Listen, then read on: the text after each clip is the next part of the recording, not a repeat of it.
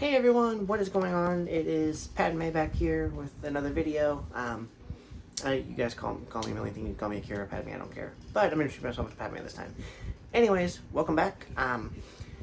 So you can probably tell by the title of this video that this is a pretty exciting one. I'm going to try to make it as short and condensed as possible. Because there's a lot I want to talk about. There's a lot I could talk about, but I have a doctor appointment in the morning, and it is like midnight, or right around midnight, on April 5th. I'm having my surgery Friday, April 7th. So yeah, anyways, like I said, I just want to record this real quick. I meant to record it earlier today, but I just got preoccupied. So, I am having my second transitional surgery. It is as you can tell by the title, I am having vocal feminization surgery. There's a title's kind of long. My doctor called it a Wendler Glottoplasty, but like whenever I look at the like on the app, like on the W Medicine's app, it shows it's called completely something else. So I copy and pasted that, and it's also in the title. Or it's in the description. I'm not sure if it'll fit in the title, but it should. Anyways, so yeah, there's a lot I can talk about. I'm going to condense this as short as I can, because I know some people don't like sitting through long videos, and my videos used to do better when they were shorter, when I didn't make the 2-hour long videos. And I took a big gap. Anyways, I'm not going to ramble. So, I'll give you a short update on how, if you don't know me, or if you're new here, I'll give you a short, brief update on me real quick. Like I said, I'm Padme. Like I said, I've got many names on here over the years. Started as Ari May, then started as Akira Ari May, then it was Akira Ari May J, and then it was just Akira. Now it's Padme. Legal first name is Akira Padme. Like I said, if you want to know the rest of history, go watch old videos. I'm not explaining all that.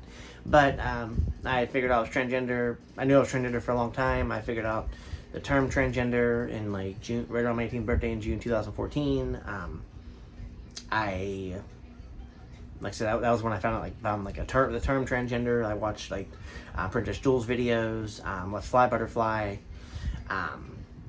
And fun fact, this is actually the surgery I'm having is actually the first surgery I ever found out about like transgender, as far as transgender surgeries go, other than like the reconstructive surgery, the SRS, the bottom surgery,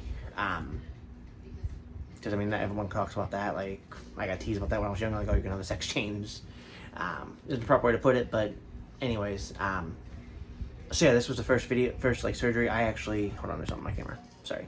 That was something, it was, like I said, first surgery I ever figured out.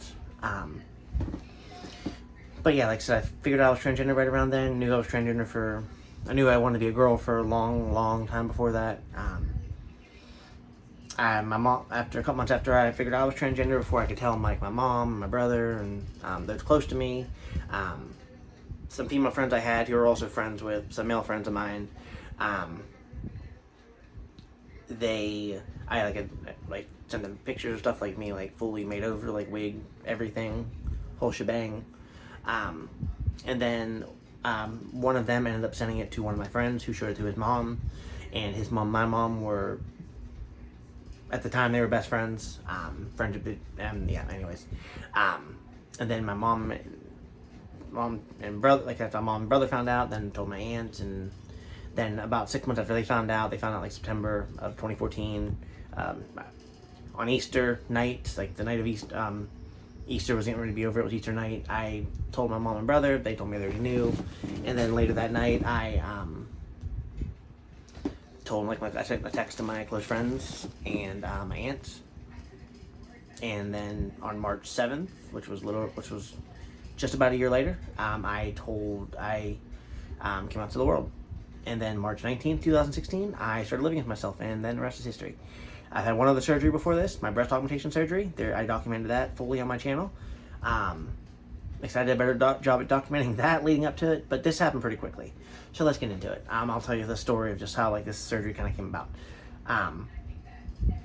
So like, since I've been on hormones since 2016, I used to see a doctor in Pittsburgh, and then I started seeing a new doctor in Morgantown, and then now I see another endocrinologist in Morgantown, because the one I saw in Pittsburgh, she was a pediatrician. Then I lost my insurance for a couple years, started seeing another pediatrician endocrinologist in Morgantown. Then I turned 26 last June, so I had to start seeing a new endocrinologist, which I started seeing in September.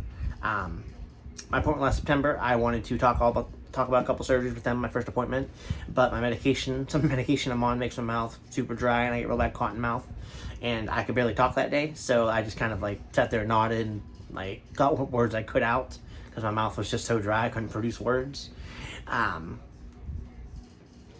So then I fast forward to February 22nd, 2023. I saw my endocrinologist for the second time, my new endocrinologist for the second time. And basically, I talked to her about a couple surgeries. I'll mention there's 4 surgeries I talked to her about. Facial feminization surgery, which, like, if you don't know, it's like they go in and feminize some features of your face. I had that appointment. Originally, that surgery and this one were going to be together, but that doctor couldn't do it. And then also, like, I have letters of recommendation, which when I got my breast augmentation, they had me get letters of recommendation from a psychiatrist, and then they sent my insurance. Insurance approved it, yada, yada, yada. Since it's plastic surgery, chance it won't be covered, but I'm still trying to work it out with getting it covered and everything, because I got some excellent letters from my doctors. So yeah, like I said, anyways, and then the other 2 surgeries are having my breast augmentation redone. I have had issues with my breast implants for the last couple of years. Like, I get random burning and pain sensations, and I've had several EKGs, I've had chest x-rays, I've had chest CT scans, and like, there's nothing wrong with my chest, nothing wrong with my heart. No reason I should be having chest pain. And like, my doctor, like, I brought it to my endocrinologist, and she said, yeah, there's a good chance it's probably breast implants, because like I said, I'll get random burning sensation, random pain. And then also, like, my breasts were uneven before I got my surgery 5 years ago. They told me they'd be fixed. Well, they didn't fix it. They were uneven still. And I just feel like, for my body type, my body size, I feel like they're not quite like the size they need to be for like me to feel confident. So I just, yeah, like I said, I have that appointment in July. And the last one is it's for bottom surgery, but it's not the, my doctor's trying to talk me into getting basically just everything down there removed, like just get flattened basically. Castrated, sterilized, whatever like term they use for that. That's basically what she's trying to talk me into. She's trying to talk me into it because it'd be quicker. I've been trying to get it for years. Yada yada yada. Closest place is Maryland. I still have state insurance, and yeah, that's basically why. And I have the appointment on April 17th. I'm going to go to it and just see what they have to say, and then kind of evaluate things and make my decision. Like I said, you'll get more videos on these later this year. And then last surgery I mentioned was this one. And like I said, she got me all the referrals very quickly. Within a week after my appointment with her, I had all the appointments set up. And then these 2 were really quickly, the facial one and then this one. And again, these were supposed to be done together. But basically, so the doctor doing it, his name's Jefferson Chung. Yeah, I'm pretty sure it's Jefferson Chung. Anyways, I know his last name's Chung. He's from WV Medicine in Morgantown, works at Ruby Memorial Hospital. And like, whenever I've talked to doctors about this surgery or surgeries in over the years, like, basically I got the same thing. Like, well, we don't really know what to send you. I don't really know. Like, I mean, like, when I talk about this surgery or just like breast augmentation, one was easy. Bottom surgery, like, well, this place does it, but we don't know if your insurance will cover it, or like, I don't really know who to send you to.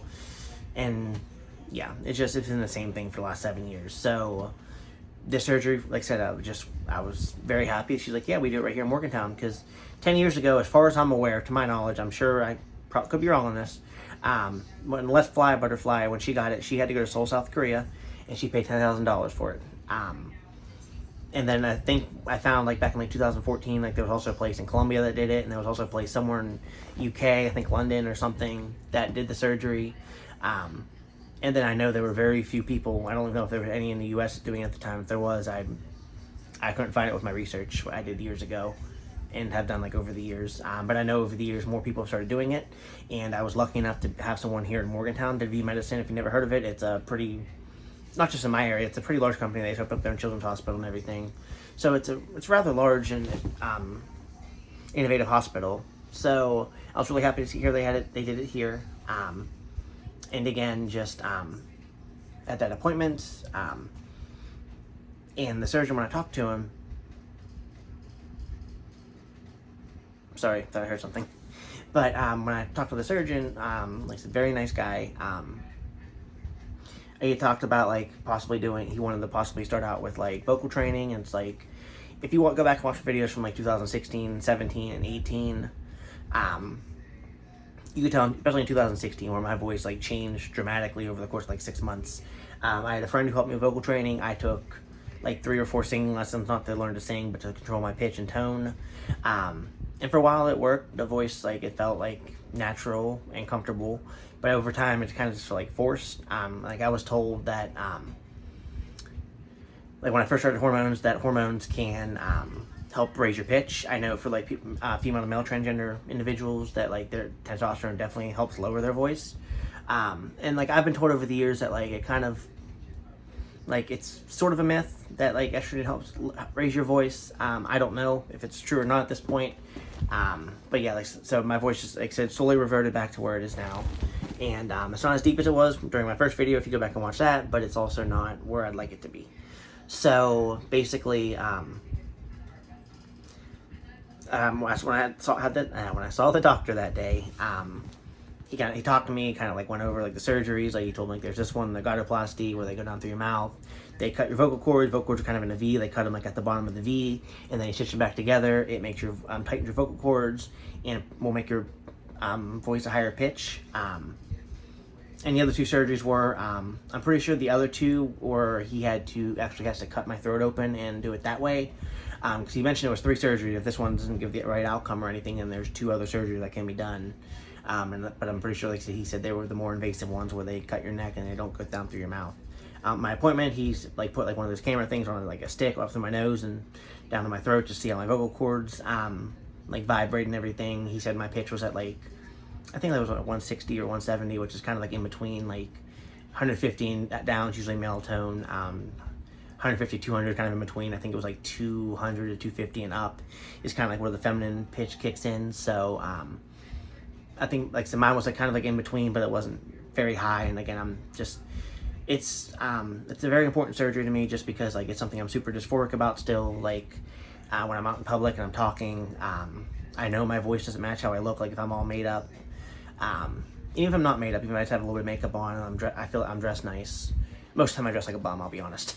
But just regardless of how I dress or how I look, it's a huge dysphoric thing, and it's a huge blow to my confidence and self-esteem and mental health. Like the stares I get, like I said, like I don't like I have pretty good peripheral vision. I may have glasses and be a blind bitch otherwise, but I'm usually pretty good at like seeing like my peripheral vision for the most part. And like I usually see the stairs, like people like kind of like glance over or like fully like turn around and like they see how I look. And I mean that's just like double taking you, clocking you. Just don't know what clocking means. Basically just like, yeah, I clock, like someone looks at you, like clocked you, like, yeah, I know you're not the sex you're I know you weren't born as a sex you're trying to be, basically, and just judging you.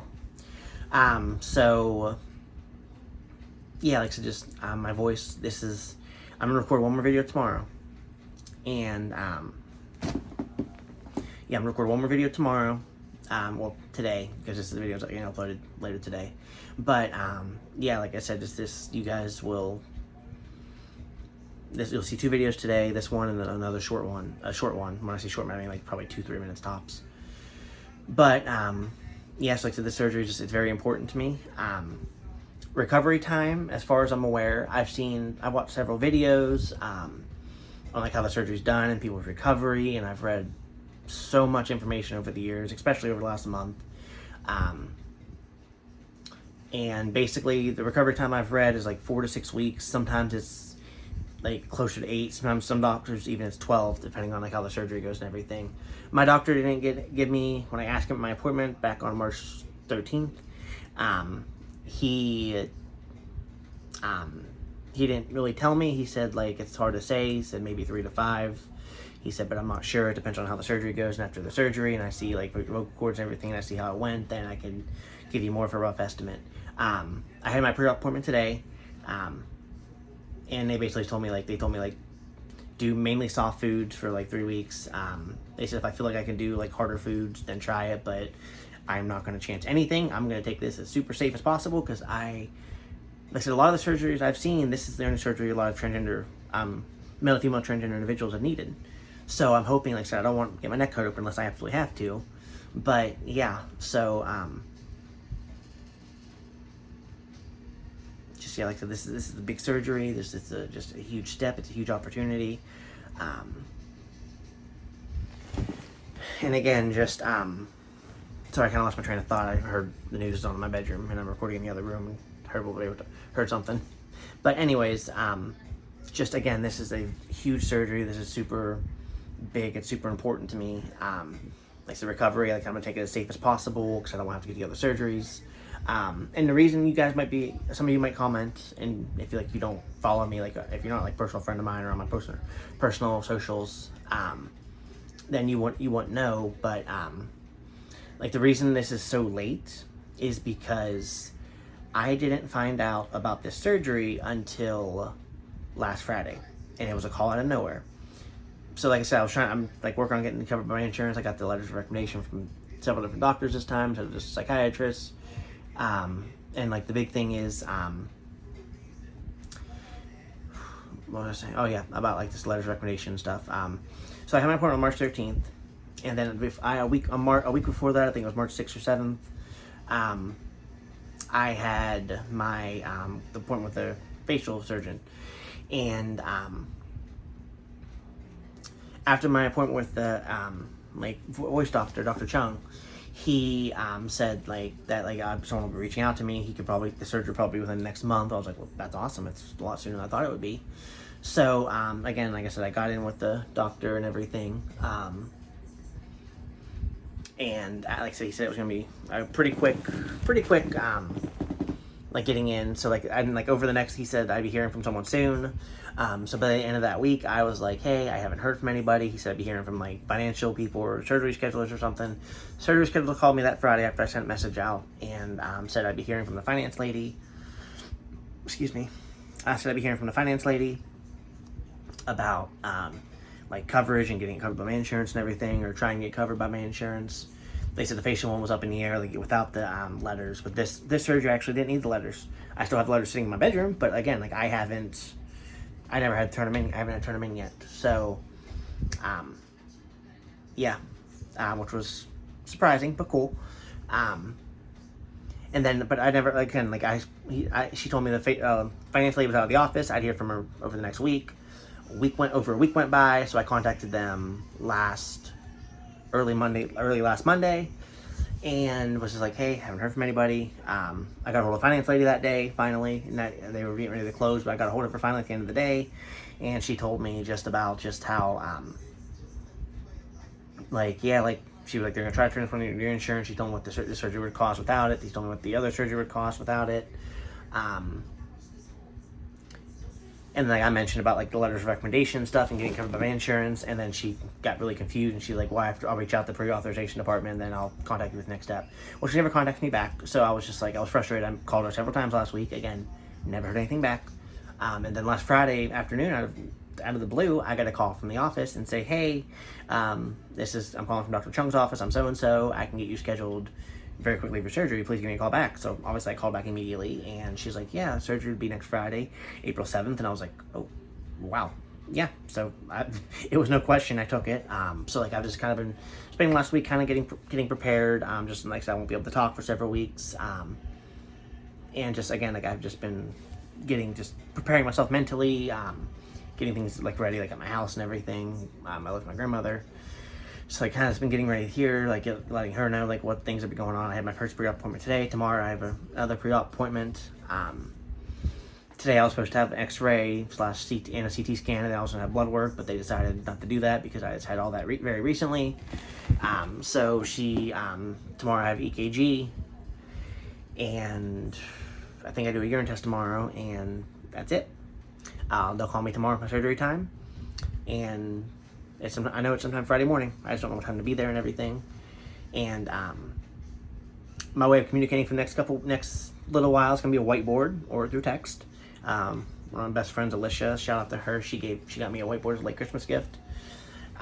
So that'll be my way of communicating with people. I'm either gonna communicate with that or wave for like hello, hi, or like what's up, thumbs up, like mean like yeah, cool, that sounds good. I'll take some like a food or something, and then that's just like no thanks, like I'm good. That's basically how I'll be communicating for the next couple weeks or a month and a half, however long it's gonna be. And then the last video you guys will get later today. I'm gonna upload this one and that one at the same time. I've seen several transgender individuals. Like I said, I've seen several transgender individuals who their doctor's office has to read a poem, and the poem is I forget what it is, but like it's basically I've seen the same poem. I've seen people read it in Spanish. I've seen people read it in like Australian accent, English accent, American accent. I've seen people, like I've watched videos from people all over the world who have had the surgery, and like they read this. It's all the same poem. They read this poem, and then they have you read it after, like once you're talking again, and then they have you read it several months later, like once you start talking again, your voice is very raspy, very scratchy because you haven't been talking. Your voice isn't used to its new pitch. Vocal cords are still healing, and it's their first time like having to produce a pitch or a voice. You guys will get like this video. I'm gonna find some sort of poem. I'm gonna try to find the exact poem, and who knows? My doctor, he's gonna record me before and after as well. He already told me because WVU Medicine is a teaching hospital, WVU West Virginia University. So,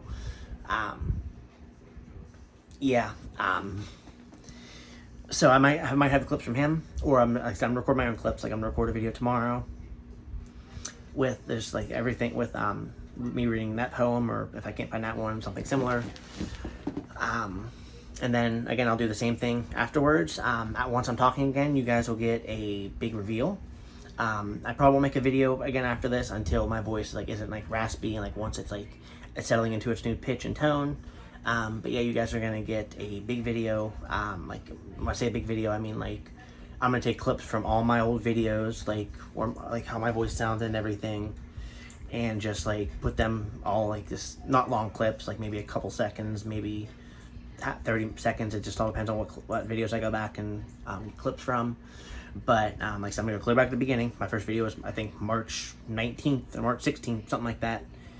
Back in 2016, and then I'm going to take clips from that whole year, and then just little snippets from other videos over the years. And I'll make a video, obviously, Friday before I go to surgery, and that'll be like the last voice you hear until my new one. But again, that video is several months away, so like I said, these are gonna be the last two videos you get from me for a good while. So yeah, guys, I just want to say whether I'm friends with whether I still communicate with you or not, whether if you even still watch my channel, whether whether I talk to you or not, whether I'm gonna thank anyone who's ever contributed to my transition, whether whether you were someone pre-transition who let me just talk about, let me be myself to you. Like I said, I've made a lot of mistakes over the years, and like I said, that's why, like I say, a lot of people might not watch my channel anymore. I'm not in touch with. Just again, like I said, I've made a lot of mistakes over the years. Pushed a lot of people away, lost a lot of people due to my own mistakes, and like I said, it is what it is. I've owned up to it. I made a video about that last year, just apologizing to people for just an incident that happened a couple years ago. But yeah, like I said, I want to say, like, whether are we still in touch or not, whether you're still here to support her, whether you were a supporter at one point, whether we were friends for a month, whether we were friends for a couple years, whatever the case was, if you contribute to my transition in some way, whether it was just letting me be myself to you and like act like a female to you, and like when we were messaging and stuff, or whether you contribute with like helping me with makeup, or like give me a makeover before I started my transition officially, just anything of that nature. If you've ever contributed any sort of thing to my transition, whether it was support, teaching, being there, anything. Thank you from the bottom of my heart. I wouldn't be where I am today without all the ups and downs I've gone through over the last several years. So yeah, that's it. I'll see you guys later.